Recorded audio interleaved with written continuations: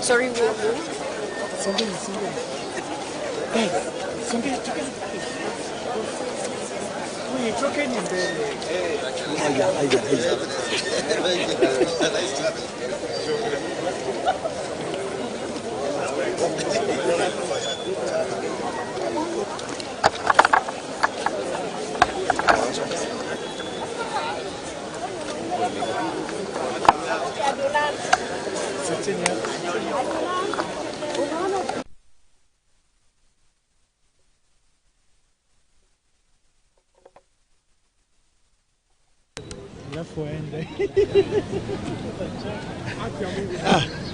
Vipi?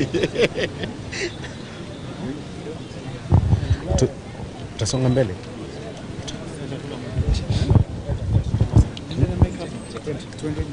Songa mbele.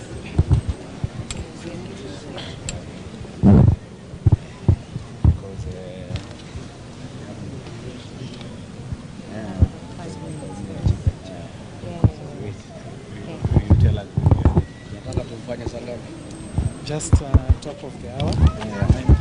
9 o'clock.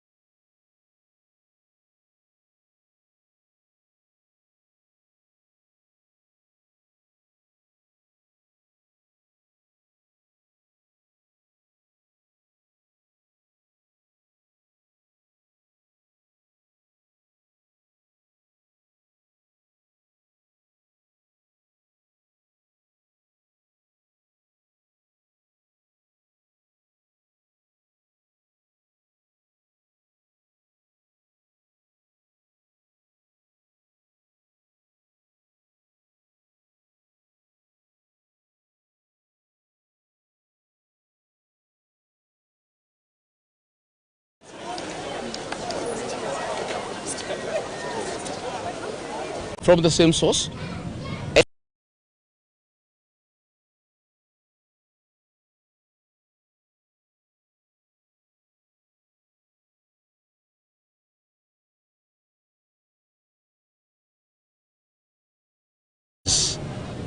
Of petrol.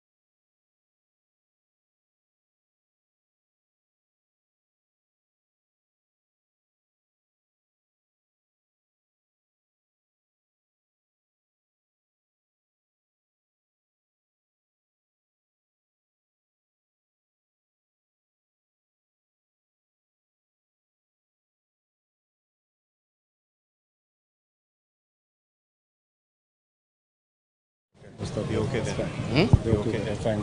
Okay. You are good? Yes, we're good.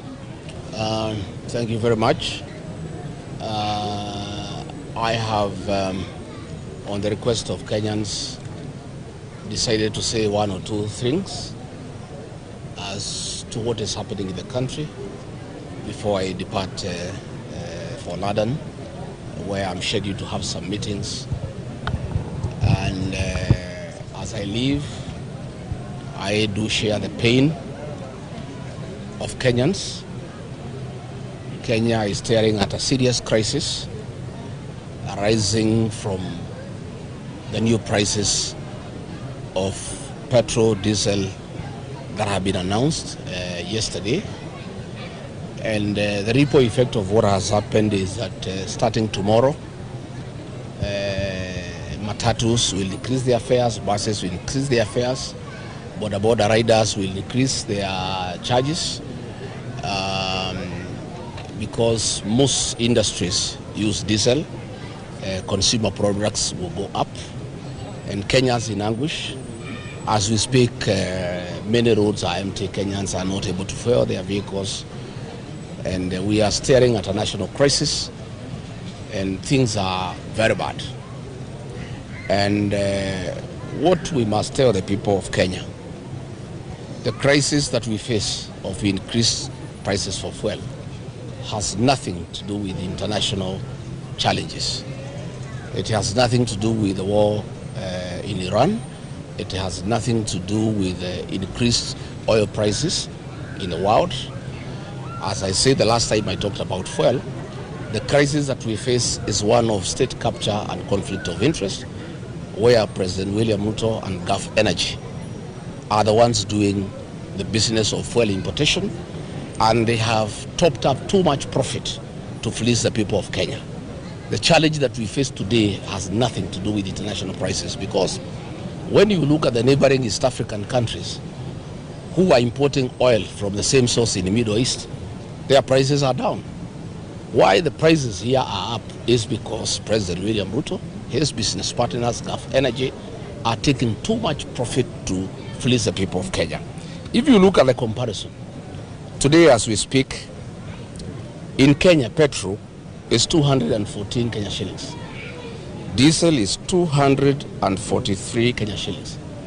Our neighbors here in Uganda, who bring their fuel through Kenya from Mombasa by road, which means their fuel is supposed to be higher than Kenya's.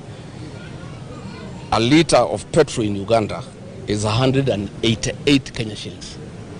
A liter of diesel in Uganda is 181 Kenya shillings. If you look at Rwanda, a liter of petrol in Rwanda is 175 Kenya shillings. A liter of diesel in Rwanda is 171 Kenya shillings. Our neighbors here in Tanzania, a little bit higher but way below Kenya. A liter of petrol in Tanzania is 204 Kenya shillings, while a liter of diesel is 210 Kenya shillings. In Ethiopia, a liter of petrol is 138 Kenya shillings, while that of diesel is 149. That tells you clearly that this problem is not international. Our neighbors are getting fuel from the same source, and their fuel is supposed to be cheaper than ours because their fuel comes through Kenya, and they have to pay extra money to get tankers from Mombasa through Nairobi to Kampala, through Nairobi to Rwanda. So what we're having as a problem in Kenya is where the president of the country is a businessman who doesn't care about his people and has decided to make profit out of his people. And that is the crisis that we are facing. And I must also say that this G to G arrangement is a fraud. We had been told when I was in government that it was supposed to regularize prices and cushion the people of Kenya from sporadic changes in pricing system. But the price keeps on going high. And what is annoying is that the fuel that is in the market today is of low quality. You remember the Minister of Trade and the Kenya Bureau of Standards announced to the people of Kenya that they have allowed the importation of fuel with 50 milligrams per liter of sulfur. This is very cheap fuel. Instead of this fuel going down, we would have expected, because the government has compromised on standards and brought fuel with a lot of sulfur, which is dangerous because sulfur, when it is exposed to the environment, turns into sulfuric acid, and that is not good for our engines. All these cars that are using this fuel, in the next 5-6 months, they'll start having what you call a slow knock in the engine. And if you push them more, they'll have a full knock. So we would have expected that this is cheap fuel very low quality fuel that has serious implications to the efficiency of our vehicles, there will be a lower price. But instead, because William Ruto is making money, the fuel has gone up. I have received information that this profit that the president and his partners are making from increased fuel prices has been used to purchase tallow oil in Turkana at $120 million US. And that is approximately 15.6 billion Kenya shillings. That is why they are in a haste to buy, to increase prices, to make more profit, to be able to buy tallow oil that is in Turkana. And we have also been told, and we have confirmed, that Gulf Energy have created a fake debt with the owners, with the previous owners, who were forced to sell tallow oil to William Ruto and his partners. They were literally forced out of the country. They created a fake debt of $2.5 billion US. And the arrangement is that once this fuel goes to the market, 1 barrel of oil from Turkana will go for $100. And $85 out of that $100 will go towards paying this fake debt. We are left with $15. Those $15, the national government will take 60%, the county government of Turkana will take 40%. There is nothing for the community. There is nothing for the Turkana people.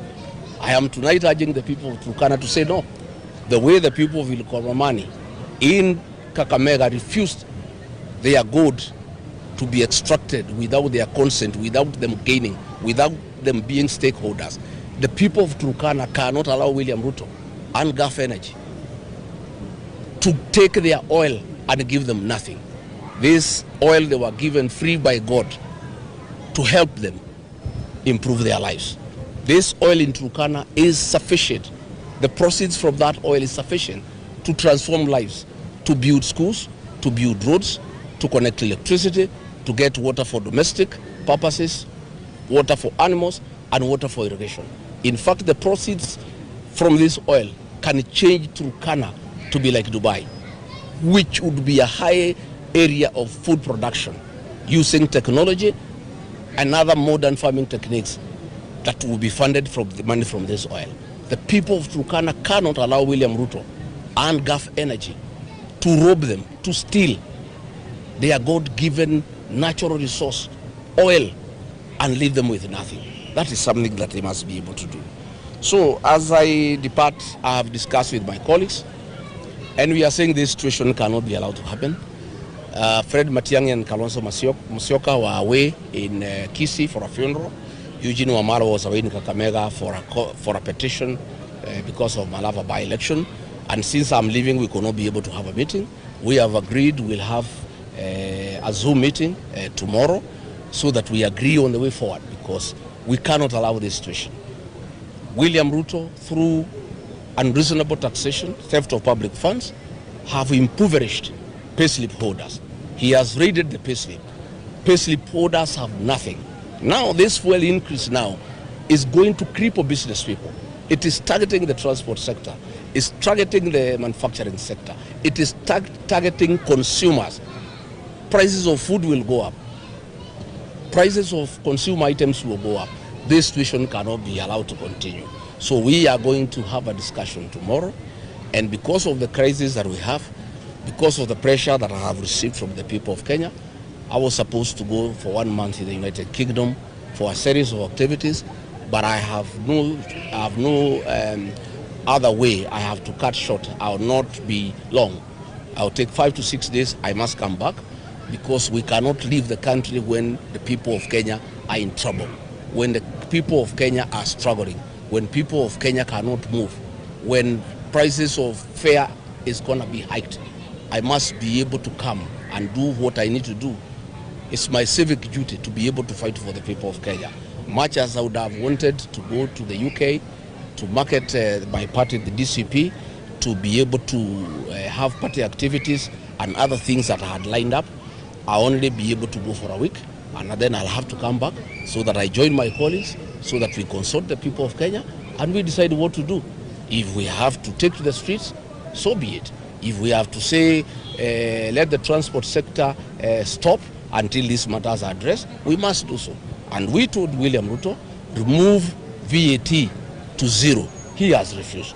We told him, take away 7 shillings of the fuel levy that you loaded, that you are using to borrow money. He has refused.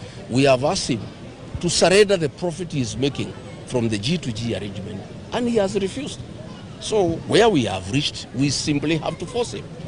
It has reached a point that we are talking to a stone. The more we talk to him, the more is his appetite for public funds. The more is his appetite to fleece the people of Kenya. We have never seen, since the history of independence, a president competing with the Kenyans who do business. This is a president who has taken over all sectors: insurance, banking, hospitality, banking, matatu industry, fuel. He is in every business, and businessmen are suffering because he has a very serious advantage, because he is in charge of policy, and he is making policies that are giving him an advantage to compete with the other people of Kenya. So this is very sad, and that is what I wanted to say. And finally, we want to take this opportunity on behalf of the people of Kenya, apologize to the delegates who came to and embarrassed, a CEO having a company that has 3, 4, 5 times Kenya's GDP was embarrassed at KICC. And government had not made any arrangements. There is no protocol, there is nothing. So our country is embarrassed internationally. And you know what is happening, why we have a big problem with the protocol. When President William took over, there were very serious protocol officers who have a lot of experience, who were working under President Uhuru Kenyatta. And he had a problem with them simply because of where they come from. And he removed them. And there is no problem by removing people you are uncomfortable with, but you replace them with professionals. Instead of replacing them with professionals, the chief government receptionist was a waiter who used to serve us with tea called Chebet when he was deputy president. She is the chief government receptionist, a waiter who was serving us tea at the current residence. She is called Chebet, from his community, and she's a relative. That is why the whole protocol is in shambles. We are so embarrassed as a country. How do you get a tea girl and tell her she's the chief government receptionist to be in charge of protocol for the government? That is the crisis that we face as a country. And we are very embarrassed. So we like to ask the CEO of Toto, please accept our apologies as a country. The people of Kenya have, did not intend to embarrass you, to humiliate you.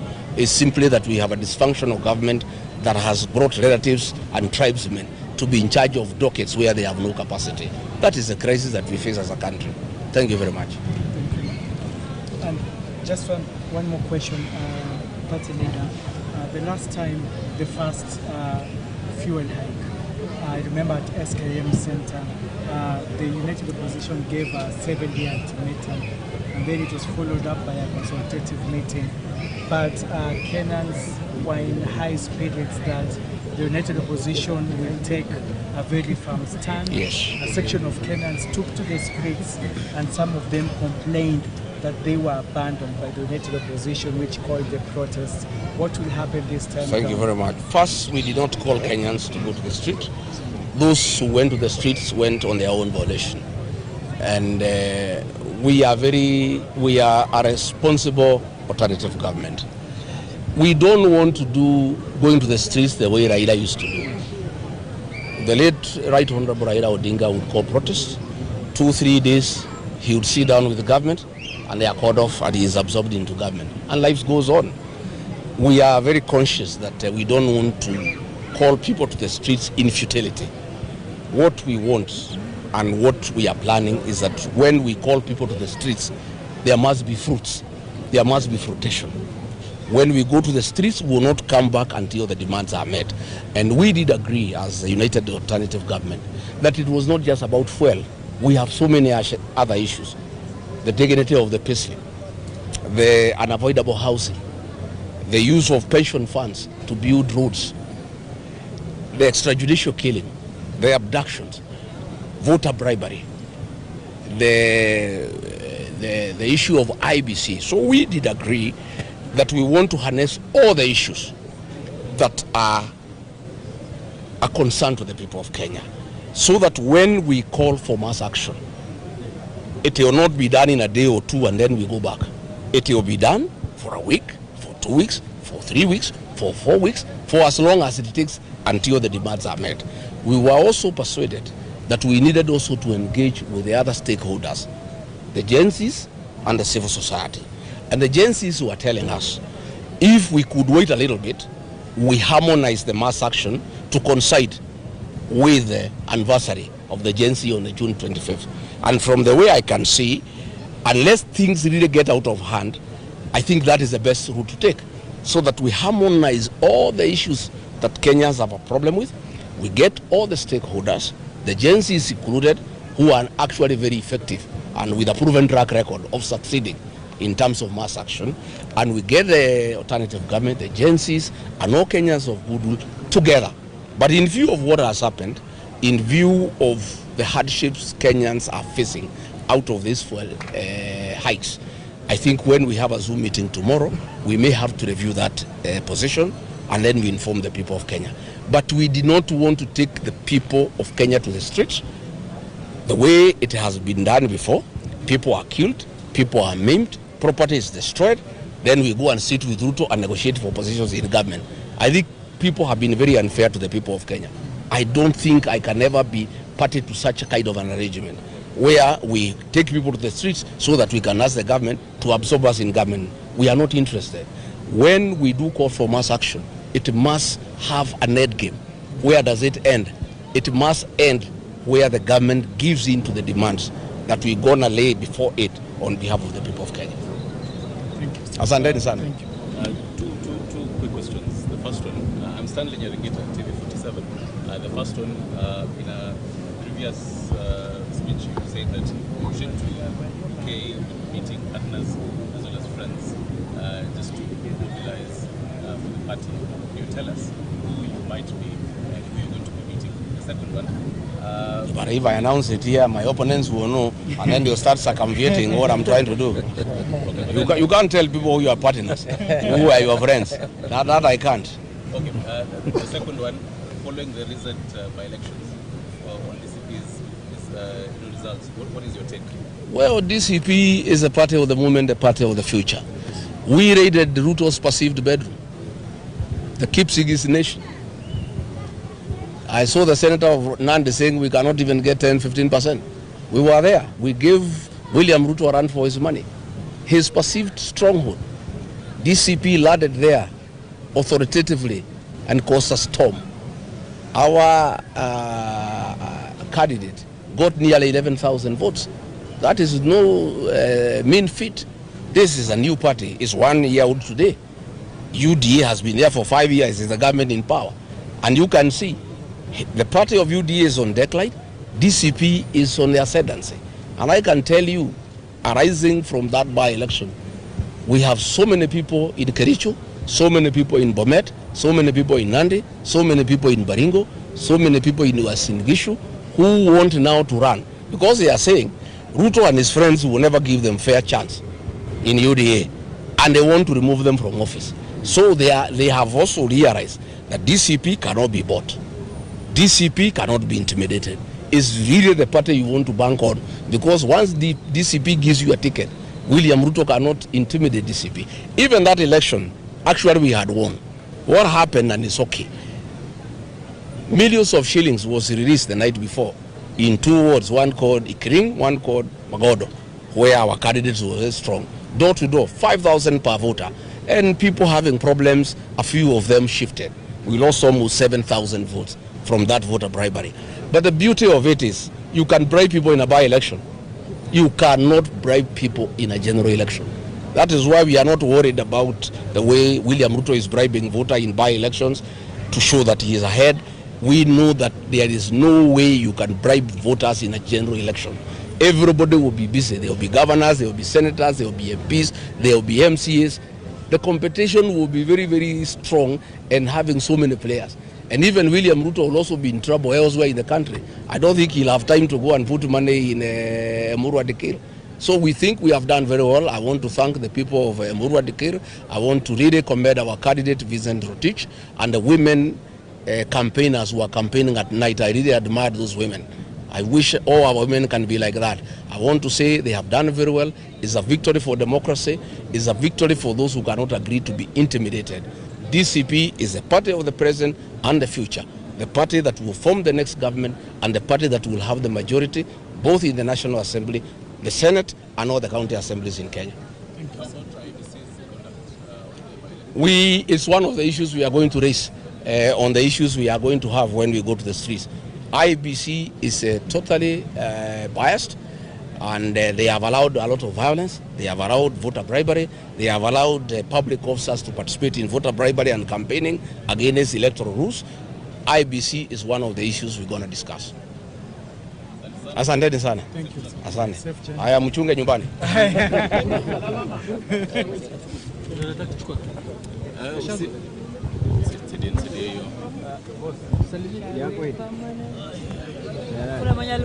Kuna mtu alinipatia akapotea. Nitaenda na mic bwana. Ndio mzee.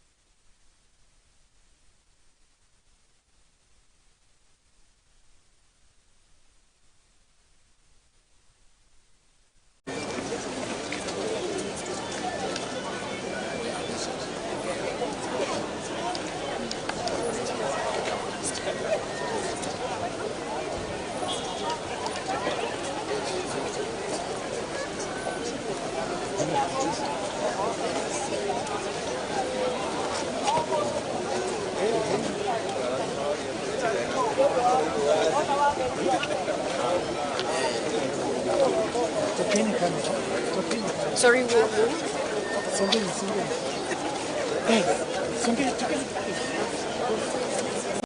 Vipi?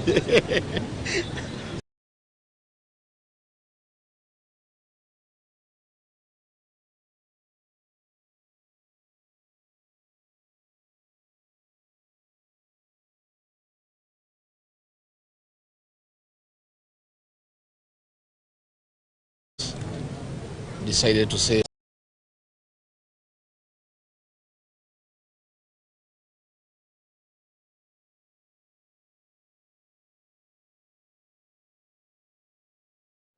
You're okay then? You're okay then, fine. Okay. You are good? Yes, we're good. Thank you very much. I have, on the request of Kenyans, decided to say one or two things as to what is happening in the country before I depart for London, where I'm scheduled to have some meetings. And as I leave, I do share the pain of Kenyans. Kenya is staring at a serious crisis arising from the new prices of petrol, diesel that have been announced yesterday. And the ripple effect of what has happened is that starting tomorrow, matatus will increase their fares, buses will increase their fares, border riders will increase their charges because most industries use diesel. Consumer products will go up, and Kenyans in anguish. As we speak, many roads are empty. Kenyans are not able to fuel their vehicles, and we are staring at a national crisis, and things are very bad. And what we must tell the people of Kenya, the crisis that we face of increased prices for fuel has nothing to do with international challenges. It has nothing to do with the war in Iran. It has nothing to do with increased oil prices in the world. As I said the last time I talked about fuel, the crisis that we face is one of state capture and conflict of interest, where President William Ruto and Gulf Energy are the ones doing the business of fuel importation, and they have topped up too much profit to fleece the people of Kenya. The challenge that we face today has nothing to